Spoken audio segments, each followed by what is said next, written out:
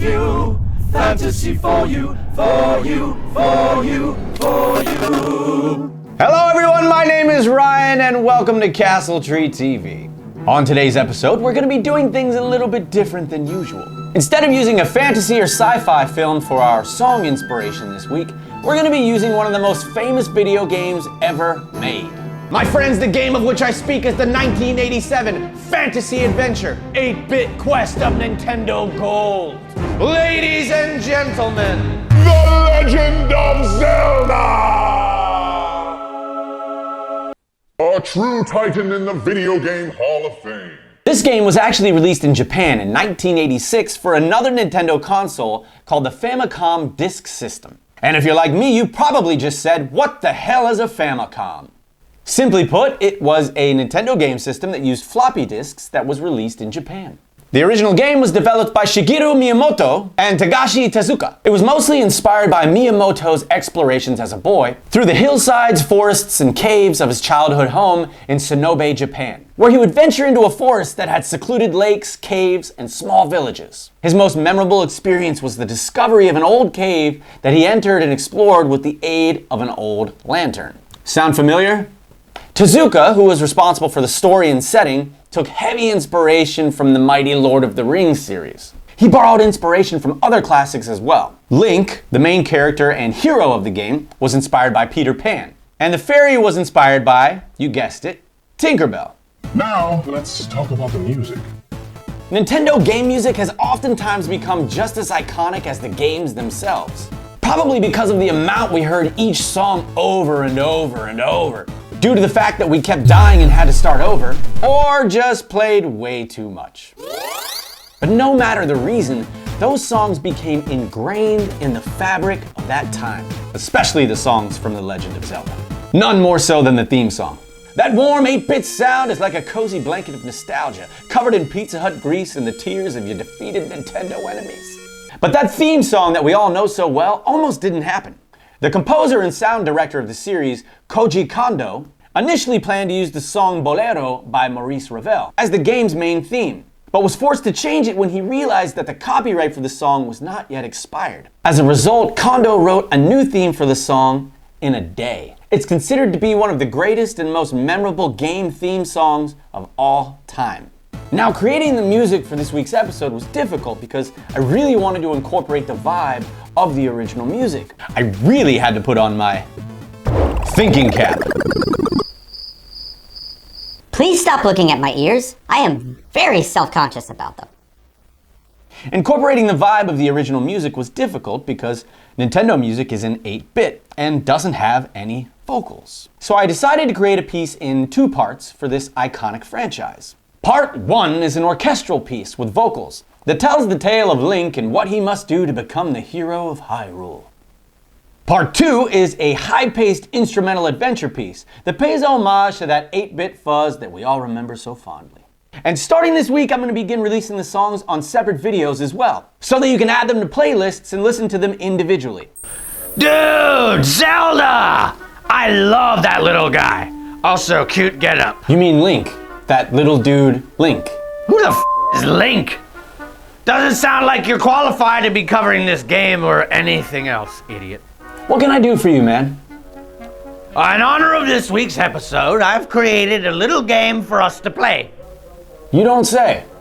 I do say. It's a bit of a mix between technology and magic. I discovered a way to put us both in the game, and we can actually play in Zelda together. Seriously? Seriously! Okay, what's the catch? Because nothing is ever that easy when you're involved. You're rude. And there is a small catch. Everything that happens to you in the game will happen in real life. Yeah, no, I'm good. What's that? I'm good. You ready? Okay, hold on, here we go! And I hate you so much. All right, man, I would quit bitching and get ready to run. What do you mean get ready to run, man? Oh, Dude, what is that smell? oh man, it's my vomit weapon. It's actual actual bile from my gut. You need to stop this right now. Isn't it awesome? I'm having I'm having so much. Dude, I'm having so much. I'm having so much fun. Dude, you are dead. Cosmic brothers united by the endless forces of the universe. Alright everyone, as always, thank you for watching Castle Tree TV. If you haven't already, please like and subscribe so that you can be notified when new videos drop. And please enjoy this week's song, A Link to the Past. We'll see you next time on Castle Tree TV.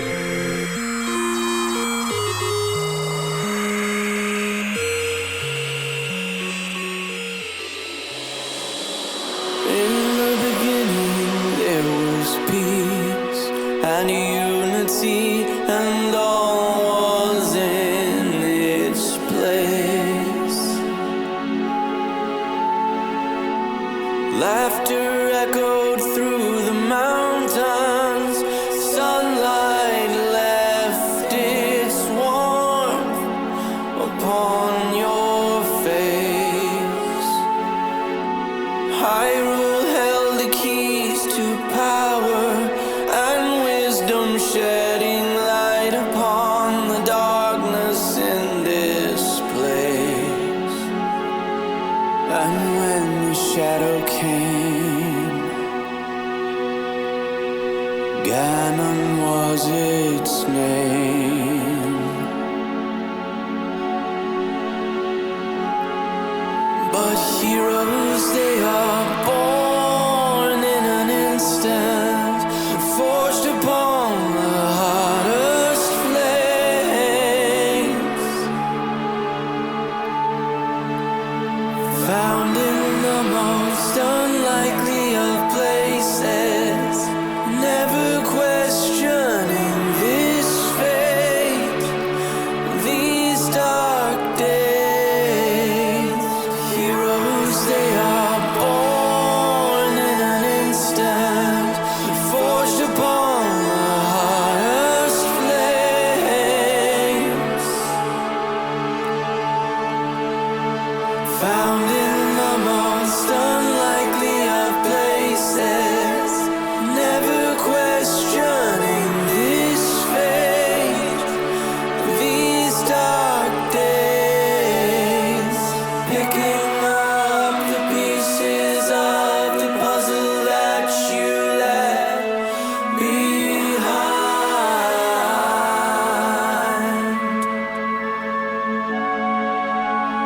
following the trail of fire that they left behind.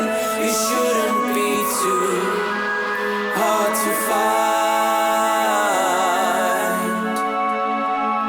picking up the pieces of the puzzle that you left behind,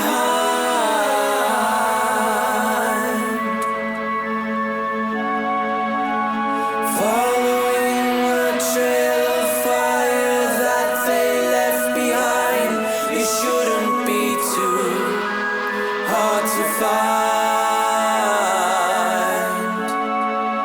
Through dungeons and caves, and through the falling rain, he must fight.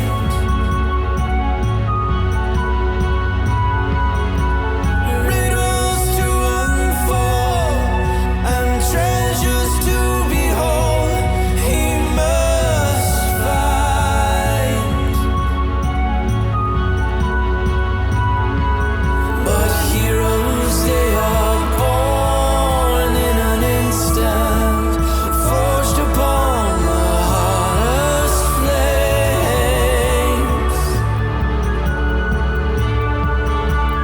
found in the most unlikely of places, never questioning this fate, these dark days. Heroes, they are born in an instant, forged upon the hottest flames, found in the most unlikely of places.